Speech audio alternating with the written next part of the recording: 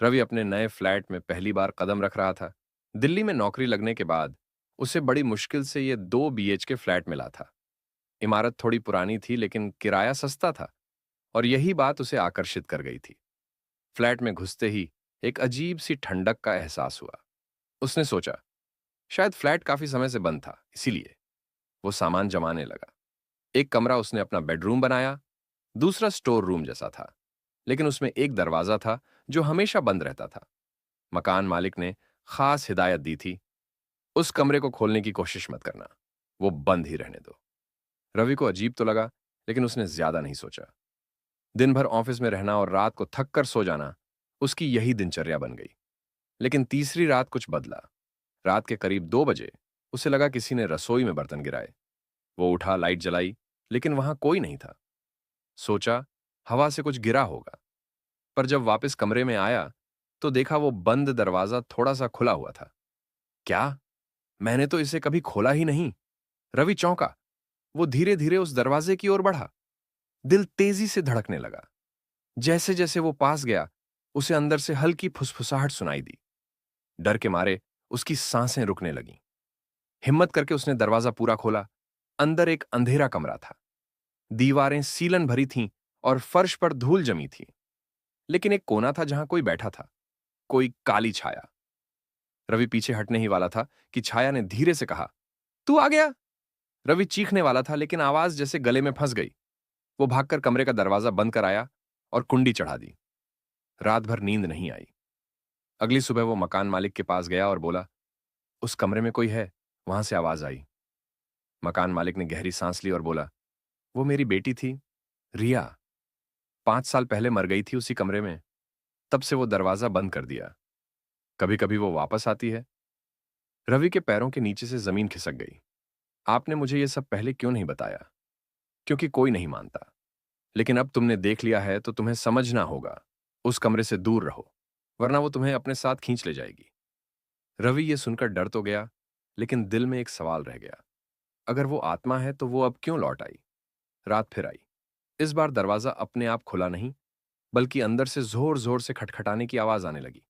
रवि, मुझे बाहर निकालो, मुझे ठंड लग रही है। रवि चौंक गया। वो आवाज बिल्कुल इंसानी थी, किसी मासूम लड़की की जो मदद मांग रही थी। क्या वो सच में रिया थी या कोई और डरावनी ताकत? रवि दीवार से पीठ टिकाकर बैठा रहा और अंदर से आती आवाजें लगातार बढ़ती रहीं। रवि, मुझे ठंड लग रही है, अंधेरा है यहां, मैं अकेली हूं। रवि के कानों में आवाजें सीधी दिल में चुभने लगीं। वो समझ नहीं पा रहा था कि अंदर वाकई रिया की आत्मा थी या कोई और भयानक शक्ति जो उसे बुला रही थी। उसे बचपन की एक घटना याद आई, जब दादी कहा करती थीं कि आत्माएं तभी लौटती हैं जब उनका अधूरा काम रह जाए। क्या रिया की आत्मा ट्रैप्ड है? क्या वो कुछ कहना चाहती है? उसने खुद से पूछा। सुबह होते ही रवि ने फिर मकान मालिक को ढूंढा। आपने कहा था वो मर गई, कैसे? मकान मालिक थोड़ी देर चुप रहा, फिर बोला, उस दिन हम सब बाहर थे। घर में बस रिया और उसकी आया थी।